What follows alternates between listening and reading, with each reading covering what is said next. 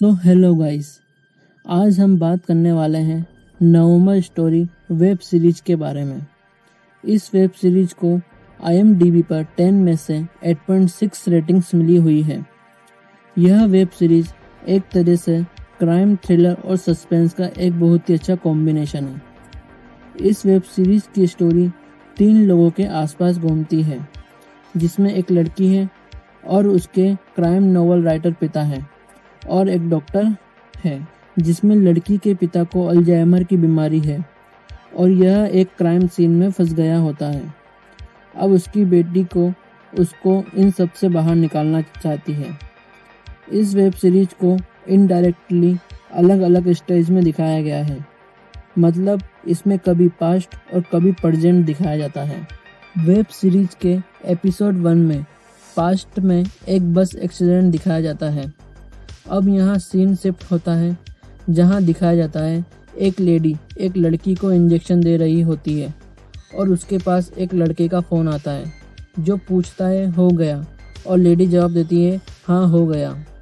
यहाँ वापस scene shift होता है, जहाँ पर एक रजिस्ट्रार ऑफिस दिखाया जाता है, जहाँ पर अनुराधा अपने पिता का पुराना घर बेचकर उसके पिता का इलाज कराना चाहती है, लेकिन उसके पिता घर बेचना नहीं चाहते हैं। अब यहाँ अन्नू का ऑफिस दिखाया जाता है, जहाँ पर अन्नू अपने दोस्त मलार के अंडर में कंप्यूटर ऑपरेटर का काम करती है। अन्नू एक एक्सपर्ट कंप्यूटर इंजीनियर है जो कंप्यूटर के बारे में सब जानती है।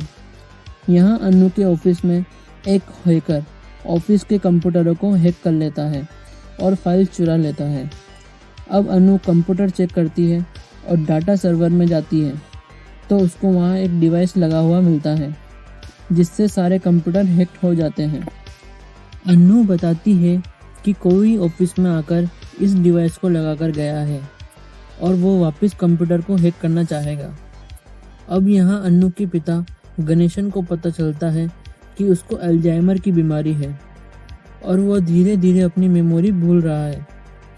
गणेशन अन्नू से कहता है कि उसकी अभी कहानी लिखना बाकी है, उसको वो उसके भूलने से पहले लिखना चाहता है। अगला सीन शिफ्ट किया जाता है, जहाँ पर गणेशन एक खाली कुर्सी पर किसी को इमेजिन करके बात करता है। अनु ने गणेशन का ध्यान रखने के लिए चित्रा नाम की लेडी को रखा होता है, जो गणेशन को मेडिसिन देती है। यहाँ गणेशन की भूलने की बीमारी धीरे धीरे बढ़ती जा रही है, जिसमें वो कभी चित्रा पर गुस्सा करता है तो थोड़ी देर में वो यह भूल जाता है। अब यहाँ मलार को दिखाया जाता है जो परेशान रहता है, क्योंकि कंप्यूटर हैक्ड होने के कारण उनका कोई काम नहीं हो पा रहा होता है, और अनु भी अपने घर को बेचने के लिए ऑफिस नहीं आती है। अनु को बायर से बात करते हुए दिखाते हैं, जहां बायर घर बेचने के लिए फर्जी डॉक्यूमेंट्स और गणेशन का डेथ सर्टिफिकेट बनाने को बोलता है। तभी वहां मलार उसे बायर को डांटने लगता है। यहाँ गणेशन को दिखाते हैं जो उसकी रेगुलर मेडिसिन नहीं खाता है और वह वापस अपनी इमेजिनेशन में बातें करना लगता है। अब अन्नू अपने पुराने घर का लॉक लगाकर उसकी चाबी मीटर पर रख देती है। अब वहाँ पर एक आदमी आता है जो वहीं पर लॉन्ड्री का काम करता है और बोलता है कि गणेशन कैसे हैं। वह गणेशन को अच्छी तरह जानता है, वह हर साल 16 नवंबर को यहाँ पर आते हैं। यहाँ चित्रा को पता चल जाता है कि गणेशन उसकी दी हुई मेडिसिन नहीं खाते हैं और चित्रा उसको डांटती है। तभी गणेशन एक चाकू के साथ चित्रा को मारने आता है। वहाँ अन्नू आकर गणेशन को रोक लेती है। अब गणेशन को हॉस्पिटल में दिखाते हैं, जहाँ पर डॉक्टर बताता है कि गणेशन मेडिसिन न खाने की वजह से ऐसी हरकत कर रहा है। अब अन्नू को ऑफिस में दिखाते हैं, जहां अन्नू वो डॉक्यूमेंट वापस अपलोड करने को बोलती है। अब फिर से सारे कंप्यूटर हैक हो जाते हैं। अन्नू अपने पर्सनल लैपटॉप से हैकिंग को रोक देती है। अब अन्नू को ट्रेन में दिखाया जाता है, जहां पर एक मेंटली डिस्टर्ब लड़की को एक लेडी के साथ दिखाया जाता है। यह वही लेडी रहती है जिसको स्टार्टिंग में दिखाया जाता है। अब वह लेडी किसी से फ़ोन पर बात करते हुए नेक्स्ट स्टेशन पर उतर जाती है।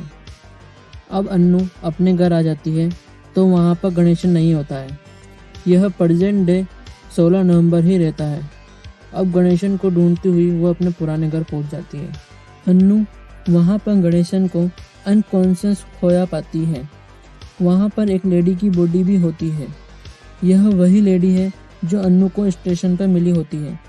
अन्नू सोचती है कि यह लेडी यहाँ कैसे आई और क्या गणेशन ने उस लेडी को मारा है। यहाँ अन्नू गणेशन को बचाने की सोचती है और एपिसोड 1 खत्म हो जाता है। एपिसोड 2 की स्टार्टिंग में पास्ट में एक प्रेग्नेंट लेडी को दिखाते हैं जो उसके बच्चे को जन्म देने के बाद मर जाती है। इस बच्चे को वहाँ पर मौजूद एक डॉक्टर रख लेती है। अब बच्चा धीरे धीरे बड़ा होने लगता है। अब यहाँ प्रेजेंट डे दिखाया जाता है जहाँ पर पुलिस अन्नू के पुराने घर में होती है और वहाँ हुए मर्डर के बारे में पता करती है।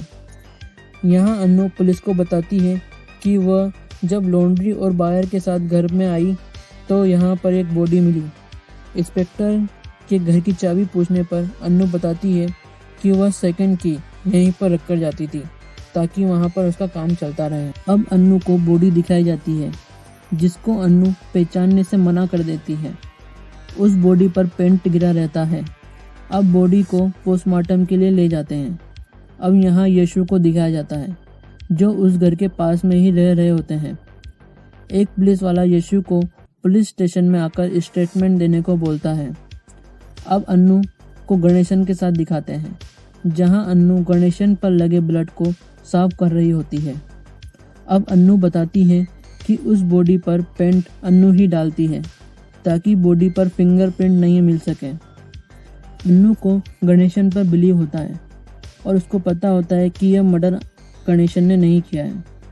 अन्नू उस लेडी के बारे में पता करने को बोलती है और गणेशन वहां 16 नवंबर को ही क्यों जाते हैं। अब यशु को दिखाते हैं जो पुलिस स्टेशन में आकर अपना स्टेटमेंट दे रहे होते हैं। तभी वहाँ फोरेंसिक डॉक्टर इंस्पेक्टर को बताता है कि यशु उसके सीनियर हैं। इन्होंने ही एक टाइम पर 13 ऑटोप्सी की थी। फोरेंसिक डॉक्टर और इंस्पेक्टर मर्डर के बारे में बात करते हैं तो यशु बोलते हैं कि क्या वह बॉडी को देख सकते हैं। अब यशु बॉडी को देखता है जहां उस बॉडी पर 47 बार एक नुकीली चीज से वार किया होता है। वार के करने के तरीके से पता चलता है कि यह कोई मेंटली डिस्टर्ब इंसान ही कर सकता है। डिटेल में देखने के बाद पता चलता है कि इसकी डेथ नर्व डैमेज होने की वजह से हुई है। अब यशु के कहने पर वापस क्राइम लोकेशन पर जाते हैं और वहां पर उनको 5.4 फीट पर एक क्लेम मिलता है।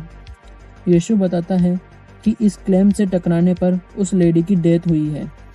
अब यशु अपनी कैलकुलेशन से बताता है कि ज़रूर मर्डर करने वाले की हाइट 5 से 5.4 होगी और वह अकेला नहीं होगा क्योंकि मर्डर मेंटली डिस्टर्ब नहीं किया है और बॉडी पर पेंट कोई और ने डाला है।